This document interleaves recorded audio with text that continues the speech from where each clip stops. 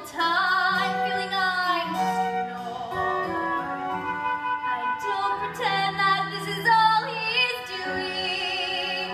I'm a sucker for the feeling and the cooing.